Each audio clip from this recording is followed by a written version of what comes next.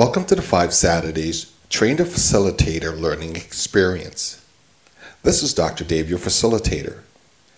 In our time together, we will discuss the essential steps to pursue the actions of walking in the light of a servant leader to enable you to lead the 5 Saturdays workshops and serve the participating students and facilitators.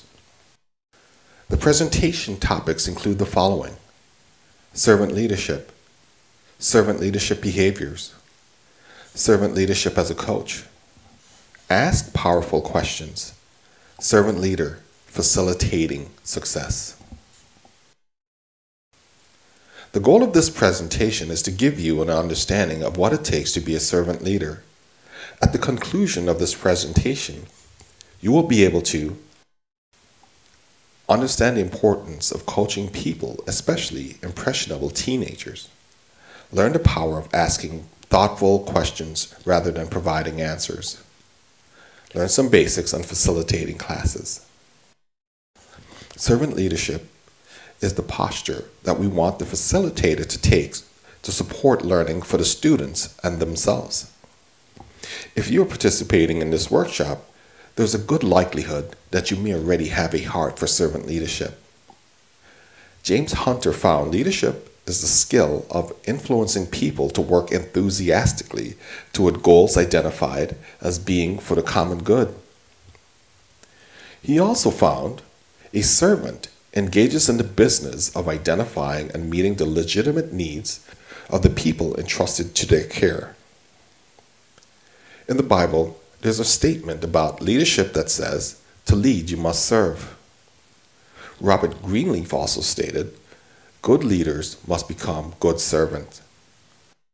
So the definition of servant leadership is, a servant leader meets the needs of people entrusted to their care and influences them to work on goals for the common good.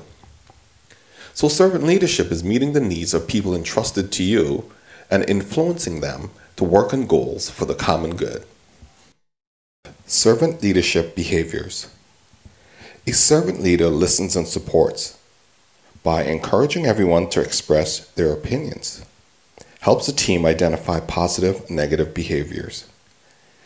A servant leader facilitates the spirit of the team, shares in celebrating every success, even the small ones, ensures quiet people are recognized as contributors to the team. A servant leader provides a direction for the team, sets long-term goals, ensure there's an environment for success.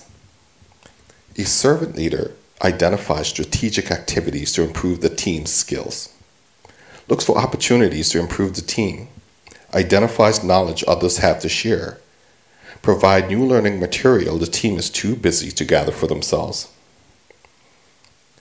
A servant leader provides an open and sharing environment, encourages team members to share failures and successes, promotes trust so team members feel comfortable sharing their thoughts, encourages healthy conflict. Servant leader as a coach. A key role that you will play is to be a facilitator of learning and a coach to the students and other facilitators. As a volunteer coach, you're walking into the path of servant leadership. Your time and dedication will help others to achieve greatness. Servant leaders have the following traits that would help you to be a good coach. The ability to encourage people to find their own way. It takes practice not to provide the answers when you know you can. I think of Yoda, the Jedi Master in the Star Wars movie. He teaches Luke Skywalker the way of the Jedi. One of Yoda's quotes that resonates with me is, "Train yourself to let go of everything you fear to lose." As a coach, you get to guide the path of awesomeness. This usually involves setting intermediate and long-term goals. You will need to understand the students and other facilitators' progress and their understanding of the issues blocking them from their targets. This will allow you to nudge them in the right direction without doing the work for them. As a coach, you want to focus on value. Have you ever produced or did something you were really proud of and have someone point out the flaw in it? Your mood may have changed from a feeling of a winner to a feeling of perhaps a loser. As a coach, you will need to highlight and praise the value in others. The payback is enormous. The next time they will feel empowered to do better and have a sense of purpose that is required for true greatness. As a coach, you facilitate problem solving. You allow students and facilitators to work through the problems so that they can build up the muscle to solve the problems on their own. Ask the students to describe what they did so you may guide their thoughts to find the answer. The payback is remarkable. As a coach, create a collaborative environment. It is important for coaches to set up an environment conducive to learning. The team room setup has an effect on each person's spirit and the willingness to be involved. For example, chairs placed in a circle allow the team members to see each other's face. People's faces and gesture are very informative. It allows team members to have a better understanding of the conversations. A collaborative environment also includes a space where people can be open with their thoughts. As a coach, you will need to watch out for unproductive conflicts. Comments that are attacks on people and offer no insight to the goals and learning should not be allowed. Note, you are the adult in the room, and you need to ensure that you have a safe environment. Do not allow bullying. As a coach, you will facilitate success.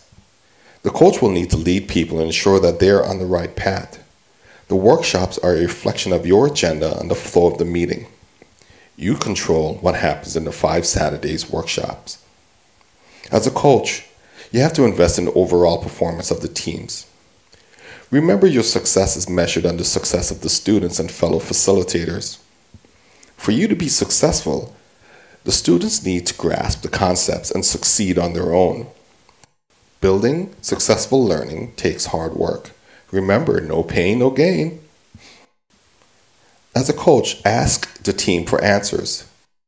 To help the team along, you will want to ask thoughtful questions to help them think towards the goal.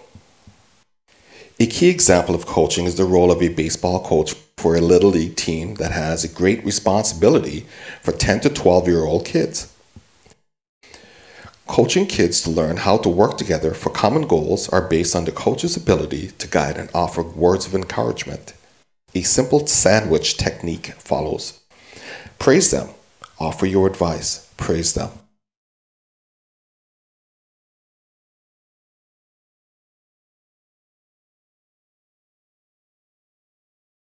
Powerful questions.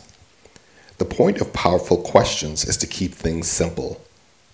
Timing is very important to make sure you're asking questions that are not disruptive to the flow of the workshop. Leaders ask powerful questions to help individuals think about a problem or solution. Some powerful questions may include the following. How does that make you feel? What is possible here? How can you make this more fun? Are you willing to give more effort than you are now? What skills can you use? What do you want out of this situation? Powerful questions examples. In 1971, Peter Drucker stated, "With us in the West, all the emphasis is on the answer to the question. To the Japanese, however, the important element in decision-making is defining the question." The first flight designers would ask, "How do you fly?" Orville and Wilbur Wright were successful because they asked, "How do you keep from falling out of the sky?" Ask the students and other facilitators the following powerful questions. What are you learning? What are your challenges? What are you willing to do differently? What's important about this? Servant leader, facilitating success. As a facilitator, you have to be prepared, so preparation is essential. So prior to any meeting or class, you and the attendees must be prepared. All of the logistics such as seating, sticky notes, food, should not take away from the actual meeting time. Attendees may need to review materials to be discussed or learned during the class. As a facilitator, you need an agenda. The agenda lets people know what to expect and also keeps you on track during the meeting. You may want to post the agenda on the wall prior to the meeting. As a facilitator, you need to keep the flow of the workshop. As a facilitator, it is your responsibility to make sure we stay on topic and the conversation continues to gain momentum and move forward. You may want to avoid circular and off-topic discussions. As a facilitator, you want to summarize what was learned. You want to keep track of what was said and decisions made or items learned during the workshop, and then provide a report at the end of the workshop or even at certain milestones during the workshop. As a facilitator, we want to assign action items. Our workshops are a call to action. Provide the students action items identified during the workshop.